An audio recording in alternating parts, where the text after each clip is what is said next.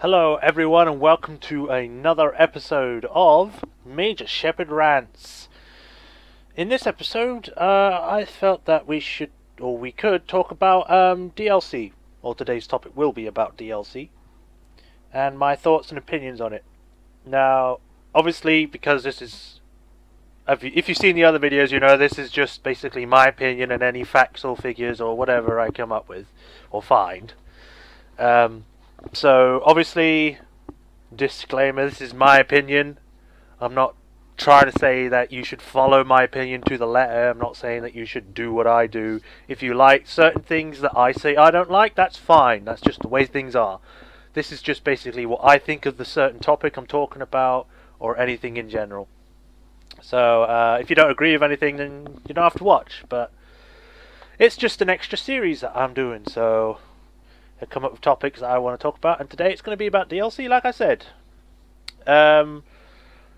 Just as an extra note, I might end up being a bit more ranty about this, because it's one of those topics where it's like an actual rant. I even have rants on my own, just rant about it when I find something just abhorring or whatever. You know the word. The thing where it's like, oh my god, I can't believe they did that, or whatever. Although not saying it like that. Anyway, so DLC. For those of you who don't know, which I don't know who wouldn't, but some people don't know. DLC means downloadable content. It's a shorthand version of it. It's like DLC, downloadable content.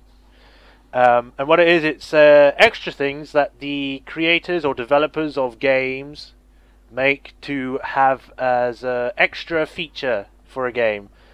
Let's say Mass Effect. Let's go with Mass Effect for now. The original. They had DLC, and one of them was called Bring Down the Sky. If you've watched mine, or you played the game yourself, if you've seen my playthrough or you've played it, you would know that it's a DLC which adds in an extra quest line. Obviously, it's kind of spoilerish if you haven't played it yet, but it's basically you get to go to a new place where you couldn't get to in the game without it. It's not even in the game without it.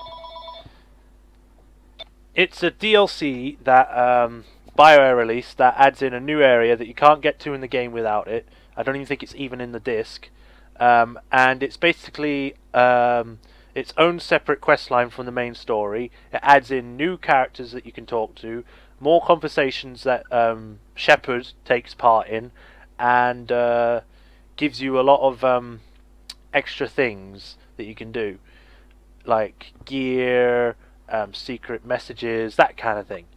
It's not that long. I think it's about an hour or 2 hours long. Usually DLC like that is about not very long, so 2 hours is pretty good considering. And that's basically what DLC is. The people, they obviously price it because it's an extra thing that they put effort into, so they're kind of like, we put this much in it, so you should pay this much, and then this much, and then this much. They've got varying types of DLC. You've got those which are basically quest DLC, so like they've got content in it, and then you've got things like skin DLC, music DLC, extra DLC for a lot of stuff. Some of them, there are DLC that you get that doesn't do anything to the game. It's just like a soundtrack or artwork. But this particular video is going to be talking about DLC that adds, or quotation marks, adds to games. And what I think about it. Now, I think a lot of people don't like DLC. Mainly because they think, or they feel, that it should have been a part of the game to begin with anyway, and they're charging you for extra stuff. I'm kind of on both sides. I like DLC when it adds something meaningful to the game. Like that Bring Down the Sky DLC. It added all this new stuff, it added in new characters, all this stuff you could do. And it was great. That DLC I like, because it gave us something else to do. It was reasonably priced. I think at the time it was like £2.99, maybe a bit more. I can't remember. It was years ago. I don't know if it's still the same price, because I haven't bought it since then, because I already have it. But yeah, so you got those, and then you've got DLC that is completely separate from the game, but uses the same assets. A good example of that would be Far Cry 3, because they had the Far Cry 3 game, which was the main game, and then they had a DLC which then ended up being its own separate game called Blood Dragon, which is basically using the same assets, but they've changed everything, and it's like its own unique game. And I think they nearly charge the same price as the original game, but that makes sense because it's basically its own game. It's like another good example would be Dragon Age Origins. That game had a DLC. It was the expansion pack called Awakening. Again, I've played that, and other people might have played that. And basically, it's another entirely other game, but it's set in the same universe. And if you play your cards right, you play as the same character as in the first one, or in the main game. And it's very long. It's about half as long as the original game. The original game, I think, was like 100+ hours, whereas Awakening was more about the 50 to 60 hour range, depending on how quickly you did things. And it was pretty big. And I think that was about half the price of a full retail price at the time, which I think was about 24, 12, something like that.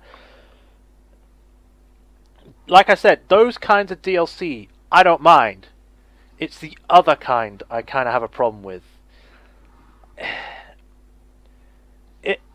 It's the skinning one, the ones where they do something, but it was already on the disc. That kind of stuff. Those are the kind of DLC I have kind of a big problem with. Now, if they do it right, if it's like they give us a genuine reason, let's say, we couldn't do this quest for the main game because it was too buggy to release with the game on launch, so we had to hold it back and fix the problems that it had. That I kind of get, because they had to stick to deadlines, because they got a thing where it's like the developer and then the person that publishes it.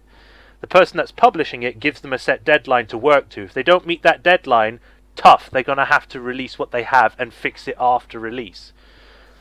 And then you've got cases where it's a developer that decides when they get to release a game, and then it's like, that's when it starts to become a bit more iffy, because it's like, well, if it's still not finished, why not just push the date back? So then you got more time to finish it. The other one you can't really do, because you can only work to what the publisher says you're allowed to work up to. But if you're doing it yourself, you can just keep going until you've felt that it's finished. And then obviously that brings on the problem where it's like, if they take too long, then it would bring down the hype, and then people will completely forget this game's going to come out or whatever. There's all that.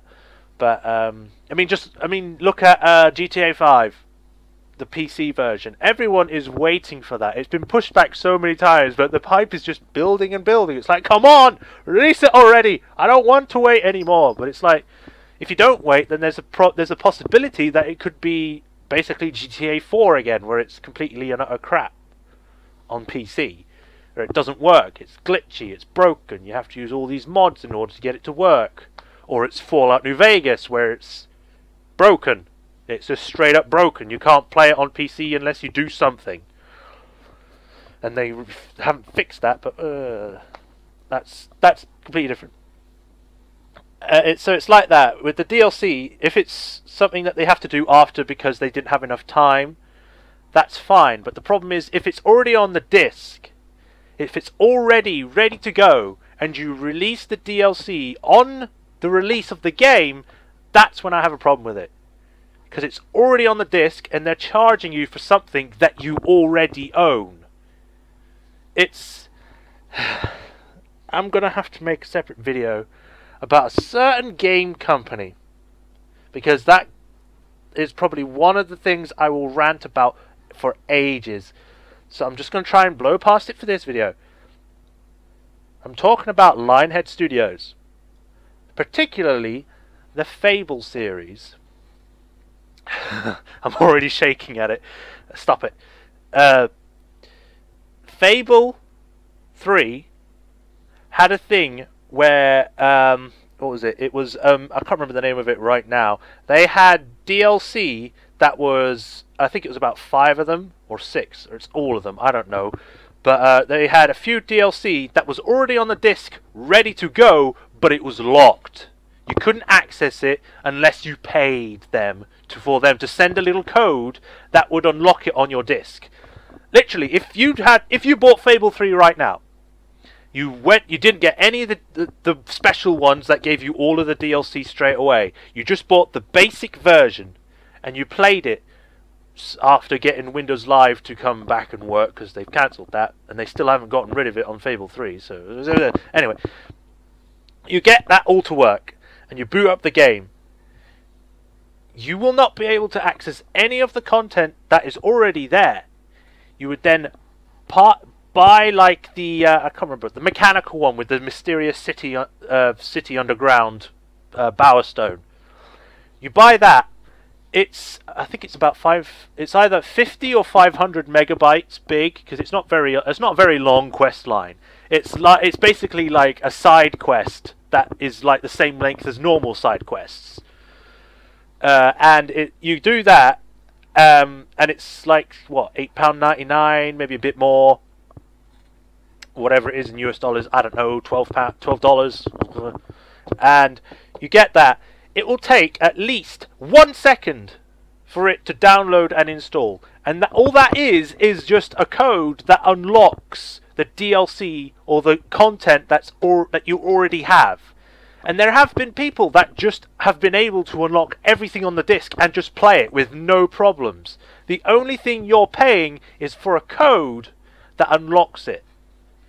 And that's when I start having a problem on it, because now they're cutting off content that they're not spending time on after the game's released. They didn't develop alongside it. It was a part of the game. It was already there, and they knew it was already there because people talk about it in the city in the game. But then they just went, "Oh wait, we want more money. We're going to cut this off, so then people have to pay for it." And then it gets into the stupid ranges, where it's like you start paying for silly things like, oh, a dog costume, ooh, a hat, some freaking tattoo that you can not get. And then the thing that really got me, the thing that still irks me today, and is kind of still still gets me, it rustles my jimmies, as they say, is the fact that they actually make you pay for colours. That always gets me. They make you pay for 4 colours. I think it's black, orange, green, I think, and purple. I know black's not a colour, but it's like asking someone to pay for a colour. It's just, for me, that just sounds really stupid. This is like different to skins. It's like with skins, it's changing your colour for your unique character in a multiplayer game. So like, let's say Evolve's a good example. Evolve had day 1 DLC with its skins, but that's okay because in the game you can unlock them later on. You can pay for it now if you want it now, but as you play, from what I've heard and what other people have said, I mean, as I said, take this with a grain of salt. I don't know if it's true, but from what I've heard, Evolve does it where it's like you can pay for it now and get it now, or you can play through the game and get it later. That kind of system is fine, okay? It's for people, if they want it now, they can pay for it. If they don't, they just play through the game. It'll take longer, but they get it in the end. That's fine. When it's something where it's already in the game and then they're forcing you to pay for it, that is not good in my book. That's just like, it's disgraceful that they do that. It's like you're going into a shop, like let's say like Burger King or something. You buy a burger, they give you the 2 buns but no meat. It's like, oh, where's the meat? Oh, I'm sorry, you're going to have to pay for the full price again for the burger. It's like, but I paid for the burger. Oh, sorry. Okay, I'll get the burger. Oh, that's good. Here you go then. Oh, there's no mayonnaise. Oh, well, you're going to have to pay extra for that too. What? Okay, I'll have that. And what about the lettuce? You have to pay for that. Okay, what about a tray to have it on? You're going to have to pay for that. It's like they give you things in piecemeal instead of giving you the whole thing that you paid for. And it's just really annoying. Because, as I was saying with the skins, on multiplayer games, if you can unlock it later on, that's fine. It's to make your character look unique.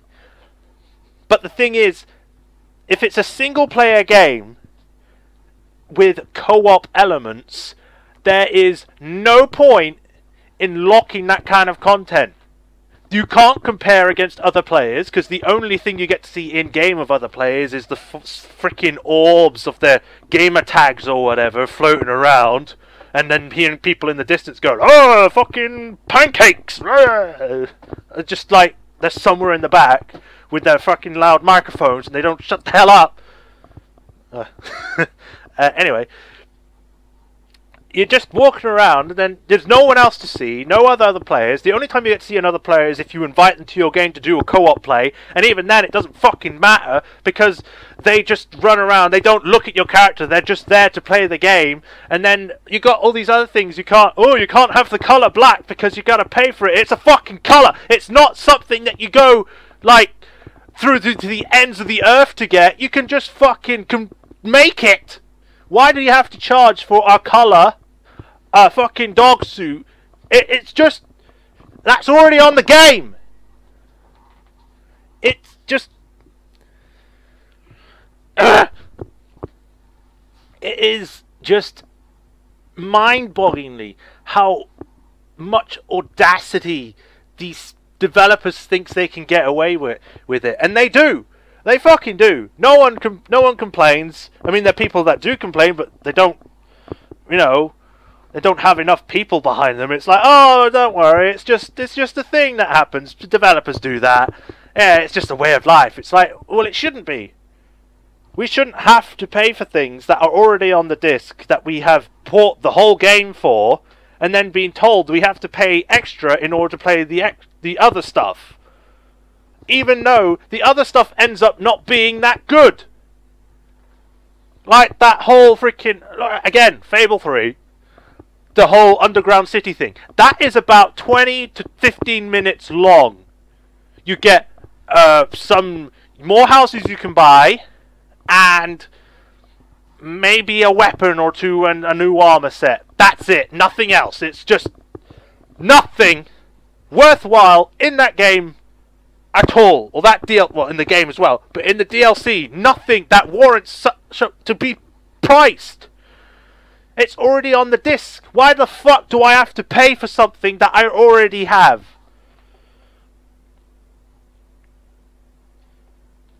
And then there's the problem with other DLC for other games, like I said with the skins, where it's priced unreasonably. Like, you want this new skin, it's going to cost you 50 quid. What? It's a skin. It's not a freaking, like, completely new game. It's a skin. It doesn't do anything. Why do I have to pay so much for something that does nothing other than gives me a unique look?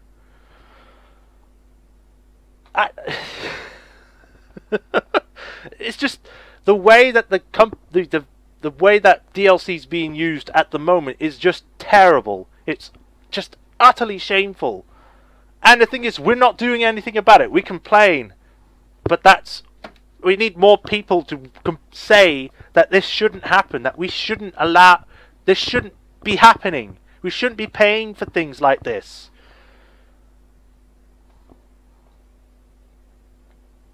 And then there are people that will say, well, it's developed after the game. The ones that are developed after the game are fine. But if it's developed as the game goes along, or in the game as well, where it's already on the disc, you have it, it's just locked, then it's just like,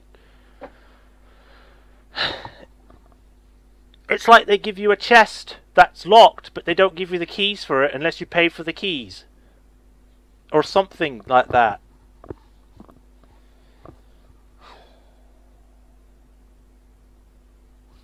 But yeah, it's just really. I would say it's a controversial topic to talk about. I would say it's a divisive thing to talk about, because you've got people that are like, they don't care either way. They're just like, DLC, I can pay for it or I don't. If you don't want it, don't pay for it. And then there are people who are like, I shouldn't pay for content for a game that I've already got. I should just have all the stuff when it comes out for me straight away. And then there are people, I guess, that are like me, where it's like, I don't mind if there's DLC that I have to pay for, and if it's good, I will gladly pay for it. But if it's something that's already there, already on the disc, if it's something like a color, if it's something like a skin that no one else is going to see, or something like that, I shouldn't have to pay for it. The thing is, we got so many people on each side, we end up arguing with each other which one's right, which one's wrong, which one's, the one that we should go with. And then it ends up confusing the developers thinking about what to do, so they end up not doing anything and just keep doing the same problems over and over again. And I think we need to try and find a way where it has a proper pricing structure. It has a proper way of sorting out the different types of content, what deserves to be what price, how the DLC should be put in, like if you should cut off content in the game or you should not. If you should inform players that it's already there but they have to pay for it. If you should tell them that it's not on the disc and they developed after the game. We just have to have some sort of set rules that everyone should follow, so then we don't have this thing where it's like we're paying ludicrous amounts for a color or little amount for this big content, because we've got to also support the developers for a game that we enjoy playing. So if let's say BioWare released Mass Effect 4 and they release it for the retail price, and then they create this big ass content for it, like another expansion, like Awakening was, but they don't charge you for it. Let's say the Mass Effect 4 is this big, massive, amazing game that surpasses all of their other games. It's the best game of the year, all of that, and then they release an expansion for it, and they end up doing a thing where it's like you pay how much you feel it's worth. How much would you pay? Would you pay a full retail price? Would you pay nothing at all? Would you just take it? Would you pay a penny? Because it's then up to the point where it's like, do you want to support this team because you like them, or do you want to not pay them because you just want more content? You don't care if they fail. It's just one of those things that we need to try and figure out a better way of doing. I think, like I was saying, I think the first thing that we should try is to see what we want. Try and find a common ground with everyone of where pricing structures and DLC should work. Now, usually these rant videos are just talking about random stuff I find out, but I always have this discussion with anyone that brings it up, or with myself when it's like someone brings out a new game and they're asking you to pay for something. I always end up having this discussion. I always end up going round and round in circles trying to find out or figure out why they're trying to price it like this, why they're trying to screw us over, or if they are screwing us over, or if it's the developers, or if it's the freaking publishers. It's just one of those topics that we just don't know on your own how to sort out problems. It's a global or a bigger thing that you have to talk about.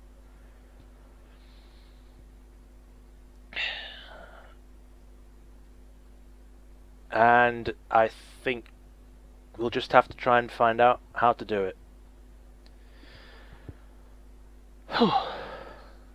Well, I think that's the end of that rant. For some reason I feel tired. I feel like I've exhausted myself talking about this. So yeah. Yeah, I guess that's the end of that. obviously, you can put your thoughts and opinions on DLC in the comments section. You know, if you want to talk about it, just go onto there, talk to other people. Maybe I'll come in and comments. Because I don't really get a lot of comments anyway. But if you do comment, man, maybe we'll create a debate. Us Shepherdites, I don't know what to call ourselves yet. You know, the people that actually end up being my subscribers. Soldiers, cadets, I don't know. But if we end up having a debate, we might end up finding a way for them to do a proper pricing structure for it. Or maybe we'll find different ways of trying to deal with it, like DLC should be free and expansion should be priced at half the price of a full game, that kind of thing. Who knows? But we need to, everyone, not just my subscribers, anyone who's watched this video or gets DLC or anything, should just think about what should happen with it, at least.